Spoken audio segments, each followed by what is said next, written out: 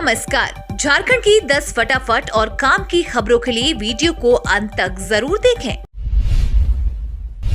झारखंड में कोरोना के 6 नए मामले, कुल एक्टिव केस की संख्या 57। देश के कई हिस्सों में कोरोना के नए मामले में वृद्धि हो रही है। कई राज्यों में तो मास्क को फिर से अनिवार्य कर दिया गया है।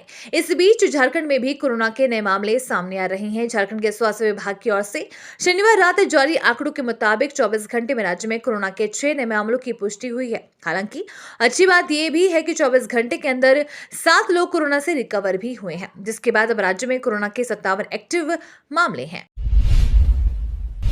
टीटीपीएस विस्तारीकरण की बड़ी उम्मीद, 320 मेगावाट का होगा नया plant. Tenughat thermal power station के विस्तारीकरण की उम्मीद बढ़ गई है। केंद्र सरकार द्वारा टीवीएनएल के विस्तारीकरण के राजबार ई&डी कॉल ब्लॉक आवंटित कर दिए जाने के बाद झारखंड ऊर्जा उत्पादन निगम लिमिटेड ने प्रस्ताव को आगे बढ़ाने का काम शुरू कर दिया है। चालू वित्त वर्ष में कॉल को विकसित करने के लिए नई परियोजना मद में 100 करोड़ का प्रावधान किया है। उम्मीद की जा रही है कि इस साल इसके विस्तारीकरण पर सरकार कोई अहम निर्णय ले।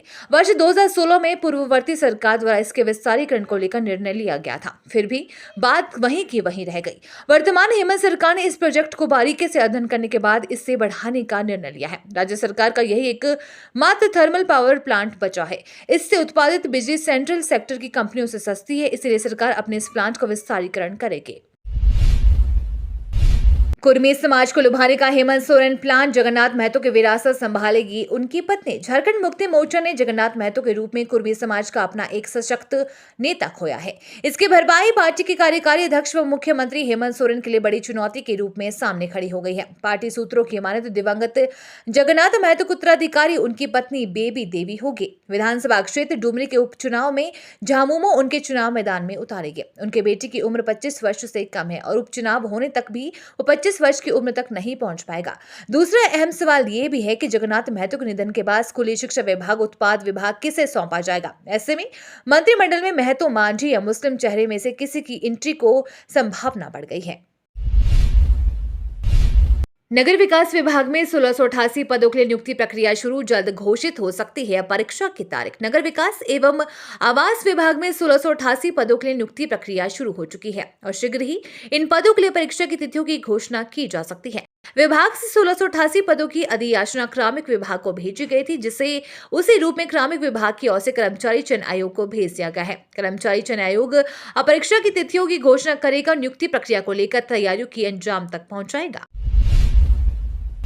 झारखंड की खेल नीति में खिलाड़ियों को नौकरी देना प्राथमिकता नहीं, 23 सालों में सिर्फ 44 को मिली नौकरी। झारखंड की खेल नीति में खिलाड़ियों को नौकरी देने के मामले को कभी भी प्राथमिकता के स्तर पर नहीं रखा गया। ऐसे में राज्य निर्माण के बाद से राज्य के खिलाड़ी नौकरी पाने के लिए तरस रहे हैं। मजबूरी में उन्हें केंद्रीय संस्थानों या दूसरे राज्यों का सहारा लेना पड़ता है। इसमें कुछ नौकरी पाने के लिए सफल रहते हैं, लेकिन कई खिलाड़ी उम्र गुजर जाने के बाद तरसते रह जाते हैं। हकीकत में खेल और खिलाड़ियों के मामले में झारखंड हमेशा आगे रहा है। खिलाड़ियों ने अपनी प्रतिभा से पूरी दुनिया में झारखंड का परचम लहराया, लेकिन राज्य सरकार उनके सम्मान को नहीं रख रही है। खिलाड़ी जब पदक जीत कर आते हैं तो उनका सरकार से उम्मीद रहती है उन्हें रोजगार के अवसर प्राप्त होंगे। दूसरी ओर इन 23 सालों में सीधी नियुक्ति के माध्यम से अब तक केवल 44 खिलाड़ियों को ही रोजगार मिल पाया है। बाकी खिलाड़ियों की उम्र इंतजार करते करते पार हो गई। झारखंड में प्राइवेट स्कूलों के फरमान से परेशान है। गार्डियन खरीदवा रहे हैं महंगी किताबें। नए शैक्षणिक सत्र की शुरुआत हो गई है। सरकारी और गैर सरकारी स्कूलों में बच्चों का नामांकन भी हो रहा है। निजी स्कूलों में नामांकन में लगने वाले अतिरिक्त फीस के अलावा इन दिनों अभिभावकों पर बच्चों के लिए किताब, कॉपी व कवर खरीदने का भी बोझ पड़ रहा है। निजी स्कूलों के संचालकों द्वारा 5 से 6 गुना महंगी किताबें बेची जा रही है। हालांकि सरकार निजी स्कूलों की मनमानी रोकने के लिए तरह तरह के नियम भी बनाती है, पर निजी स्कूलों अभिभावकों की जेब ढीली करने के लिए नए नए तरीके खोज ही लेती है। पिछले साल की तुलना में किताबों की कीमतें बढ़ गई है। एक प्राइवेट स्कूल में पहली कक्षा में कुल 13 किताबें और कॉपी खरीदनी है। उनकी कीमत 3,447 रुपए है। इसके साथ 148 रुपए का बुक कवर भी सूची में शामिल है, जबकि 10वीं कक्षा की 11 किताबें, कॉपी कवर का खर्च 6,285 रुपए ही आ रहा है, जो अभिभावकों के लिए परेशानी का विषय है। झारखंड में 6.76 लाख निबंधित बेरोजगार 2024 के चुनाव में बनेगा मुद्दा। 2024 के लोकसभा विधानसभा चुनाव में रोजगार और नियोजन नीति झारखंड में बड़ा मुद्दा बनेगा। इस मामले पर विपक्ष अभी से ही राज्य सरकार को फेल बता रहा है। दूसरी तरफ इसे लेकर झारखंड में अगले कुछ दिन बड़ा आंदोलन देखने को मिलेगा। बेरोजगार युवाओं की बड़ी फौज राज्य सरकार पर धोखा देने का आरोप लगाकर मुख्यमंत्री आवाज घेरेंगे। युवाओं का झारखंड बंद का कार्यक्रम भी है। दूसरी तरफ प्रदेश भाजपा भी हेमंत सरकार के खिलाफ आगामी 11 अप्रैल यानी कल सचिवालय घेराव कर आंदोलन की शुरुआत करेंगे। इस बीच श्रम नियोजन और प्रशिक्षण विभाग की ऑफिशियल एम्प्लॉयमेंट एक्सचेंज में रजिस्टर्ड बेरोजगारों का आंकड़ा देखने को मिलेगा तो चौंकाने वाले तथ्य सामने आते रहेंगे। आंकड़ों के मुताबिक राज्य में बेरोजगारों की लंबी फौज खड़ी हो रही है।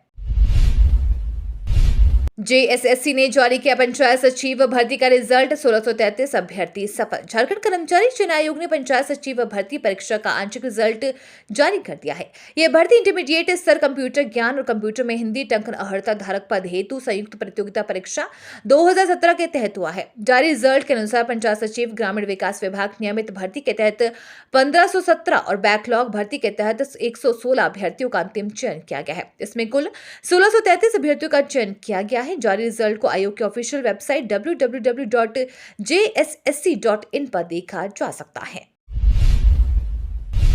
मेगा हेल्थ कैंप का आयोजन, 425 मरीज हुए लाभान्वित। झारखंड प्रदेश प्रोफेशनल्स कांग्रेस कमेटी की ओर से रविवार को 10:30 बजे से गुरु कृपा पब्लिक स्कूल जतरा मैदान में निःशुल्क मेगा हेल्थ कैंप लगाया गया। शिविर में प्लास्टिक सर्जरी विशेषज्ञ, हड्डी विशेषज्ञ, माइक्रोबायोलॉजिस्ट, नेत्र विशेषज्ञ, दंत विशेषज्ञ, मधुमेह व मानसिक विशेषज्ञ, बीपी और शुगर के विशेषज्ञ, निसंतानता तथा जनरल फिजिशियन के साथ अन्य चिकित्सकों द्वारा 425 मरीजों का हेल्थ चेकअप कर निःशुल्क दवाइयां दी गई। इस अवसर पर झारखंड प्रदेश प्रोफेशनल कांग्रेस कमेटी के अध्यक्ष आदित्य विक्रम जायसवाल ने कहा कि आयोजित निःशुल्क मेगा हेल्थ कैंप से शहर के काफी लोग लाभान्वित हुए। ये हमारे लिए बहुत ही गर्व की बात है। प्रदेश सचिव मीनाक्षी सिंह ने कहा कि देश और समाज का विकास तभी हो पाएगा जब लोग मानसिक और शारीरिक रूप से स्वस्थ रहेंगे। आईपीएल के हर मैच में लग रहा है 75 लाख तक का सट्टा। ग्रामीण युवा भी लगा रहे हैं दांव। आईपीएल का 16वां सीजन 31 मार्च 2023 से शुरू हो गया है। मैच शुरू होते ही शहर से लेकर ग्रामीण क्षेत्र में सट्टेबाजों का गिरोह सक्रिय हो गया है। प्रतिदिन 50 से 75 लाख का सट्टा लग रहा है। क्रिकेट प्रेमियों के अलावा एक वर्ग ऐसा भी है जो मैच के टॉस से लेकर हर बॉल को गंभीरता से देखता है, हर बॉल पर दांव लगाता है। सट्टे के इस खेल में कोई एक झटके में कंगाल हो रहा है तो कोई मालामाल। सट्टेबाजी आईपीएल शुरू होने के बाद से ही चल रही है, लेकिन इस दिशा में कोई कार्यवाही नहीं की जा रही है। इसके कारण हर साल इस गिरोह के सदस्य बढ़ते ही जा रहे हैं और बड़े पैमाने पर सट्टेबाजी हो रही है। शहर में आईपीएल मैच के दौरान सट्टा लगाने वाले कई एजेंट ऐसे हैं जिनका अपराधी इतिहास या फिर ऐसे लोगों से कनेक्शन है जहां पर एजेंट अपराधी किस्म के लोगों के जरिए ही पैसा वसूली करते हैं। ये तो थी आज की बड़ी खबरें। अपने गांव या शहर की न्यूज देखने के लिए हमें कमेंट में जरूर बताएं कि आप न्यूज को कहां से देख रहे हैं।